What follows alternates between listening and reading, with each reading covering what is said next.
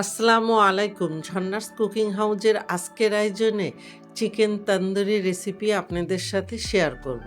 ভিডিওটি ভালো লাগলে লাইক, শেয়ার, কমেন্ট ও সাবস্ক্রাইব করে নিয়মিত আমার চ্যানেলের সাথেই থাকবেন এবং ফ্রেন্ডস অ্যান্ড ফ্যামিলিদের সাথে বেশি বেশি করে শেয়ার করবেন।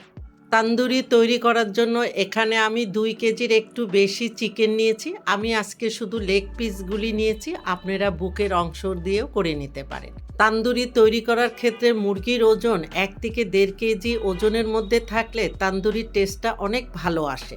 এবার আমি সব মাংসগুলিকে একদম হাড় পর্যন্ত খুব ভালো মতো কেচে নিব। এতে হয় কি, মাংসের ভিতরে মশলাগুলি খুব ভালো মতো প্রবেশ করবে। এখন আমি মাংসগুলিকে আবারও ভালো মতো ধুয়ে পরিষ্কার করে একটি স্ট্রেনারে পানি ঝরানোর জন্য রেখে দেব। এবার আরেকটি বাটিতে নিয়ে নিচ্ছি 1 কাপ টক দই। আর এই টক দই আমি আগের থেকে ভালো মতো ফেটিয়ে নিয়েছিলাম। এখন এই টক দইয়ের মধ্যে দিয়ে দিব আদা বাটা 2 টেবিল চামচ, দিয়ে দিচ্ছি রসুন বাটা 2.5 টেবিল চামচ। এখানে আদা রসুনের গুঁড়াটাও ব্যবহার করতে পারেন। দিয়ে দিচ্ছি সরিষা বাটা 2 টেবিল চামচ, ধনিয়া গুঁড়া 1 চা চামচ, লাল মরিচের গুঁড়া 2 চা চামচ বা স্বাদ মতো দিয়ে নিতে পারেন। কাশ্মীরি লাল মরিচের গুঁড়া 1 চা চামচ, এটা আমি কালারের জন্য এখানে ব্যবহার করেছি।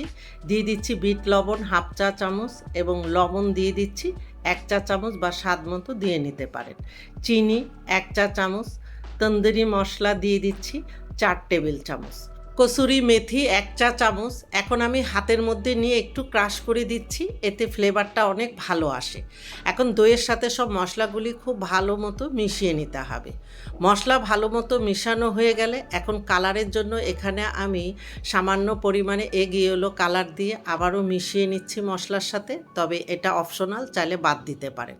এখন এই তন্দুরির স্বাদটাকে দ্বিগুণ করার জন্য এখানে 2 টেবিল চামচ তেঁতুলের কাঠ বা মাড় দিয়ে আবারও সব কিছু একটু ভালো মতো মিশিয়ে নিচ্ছে। আর কিছু কিছু রেস্টুরেন্টে সিক্রেট ইনগ্রিডিয়েন্টসটা ব্যবহার করা হয়, যার কারণে কিছু কিছু রেস্টুরেন্টে তন্দুরির স্বাদটা কিন্তু অনেক বেশি।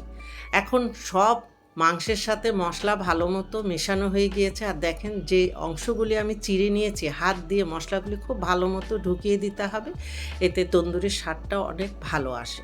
মাখানো হয়ে গেলে এখন মাঝখানে একটি বাটি দিয়ে 1 টুকরো জ্বলন্ত কয়লা দিয়ে তার উপরে সামান্য তেল দিয়ে আমি ঢেকে দিব।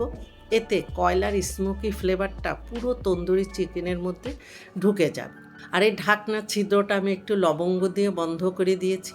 এখন এই অবস্থায় আমি 15 থেকে 20 মিনিটের জন্য অপেক্ষা করব। চাইলে এই স্টেপটা ডাবলও দিতে পারেন, তাহলে ফ্লেভারটা আরও ভালো আসবে। 15 মিনিট পরে আমি ঢাকনাটা তুলে নিচ্ছি। চিকেনগুলি এখনও ভাজা হয়নি, তারপরে অসম্ভব সুন্দর একটা ফ্লেভার পাচ্ছি। এখন কয়লাসহ বাটিটা তুলে নিয়ে প্লাস্টিক র্যাপার অথবা ঢাকনা দিয়ে ওভারনাইট অথবা কমপক্ষে 5 থেকে 6 ঘন্টার জন্য মেরিনেশনের জন্য রেখে দিব। যত সময় নিয়ে মেরিনেট করবেন আপনার চিকেন তন্দুরি খেতে ততই টেস্ট হবে। আমি 6 ঘন্টা পরে ঢাকনাটা তুলে নিয়ে এখানে 1/4 কাপ সরিষার তেল দিয়ে এখন চিকেনের সাথে সরিষার তেল এবং মশলা আবারও খুব ভালো মতো মিশিয়ে নিয়ে ঢাকনা দিয়ে 10 মিনিটের জন্য রেখে দিয়ে আমি চিকেনগুলি কিভাবে ফ্রোজেন করব সেই পদ্ধতিটা এখন আপনাদের সাথে শেয়ার করছি। এই রকম জিপলক ব্যাগ, পলি ব্যাগ অথবা এয়ারটাইট বক্সে ভরে চিকেনগুলি সংরক্ষণ করতে পারবেন। আর সংরক্ষণ করার সময় অবশ্যই কিছুটা গ্রেভি দিয়ে নেবেন। আবার ভাজার ঘণ্টাখানেক আগে ডিপ ফ্রিজ থেকে চিকেনের বক্স বের করে নিয়ে নর্মাল হলে মশলা চিকেনের সাথে হাত দিয়ে ভালো মতো মিশিয়ে নিয়ে একই পদ্ধতিতে ভেজে নিলেই হবে। এবার চুলায় আরেকটি প্যান বসিয়ে 1.5 টেবিল চামচ বাটার ও 1/2 টেবিল চামচ রান্নার তেল দিয়ে ভালো মতো গরম করে নিয়ে চুলার হিট মিডিয়াম হাইতে রেখে এখন এখানে আমি 2 পিস চিকেন ভেজে নেব। এক সাইডে 3 থেকে 4 মিনিট ভাজা হয়ে গেলে উল্টিয়ে দিয়ে অপর সাইডেও 3 থেকে 4 মিনিট ভেজে নিয়ে তারপরে চুলার হিট মিডিয়ামে রেখে চিকেনগুলি কয়েকবারে উল্টিয়ে পাল্টিয়ে গোল্ডেন কালার অথবা পোড়া পোড়া করে ভেজে নিতে পারেন। আমার তন্দুরি চিকেনের স্বাদটাকে আরও স্পেশাল করার জন্য এখন চুলার হিট একদম লোতে রেখে বাটিতে একটি জ্বলন্ত কয়লা দিয়ে তার উপরে সামান্য তেল দিয়ে ঢাকনা দিয়ে 5 থেকে 7 মিনিটের মতো অপেক্ষা করব। এবার ঢাকনাটা তুলে কয়লার বাটিটা তুলে নিচ্ছি।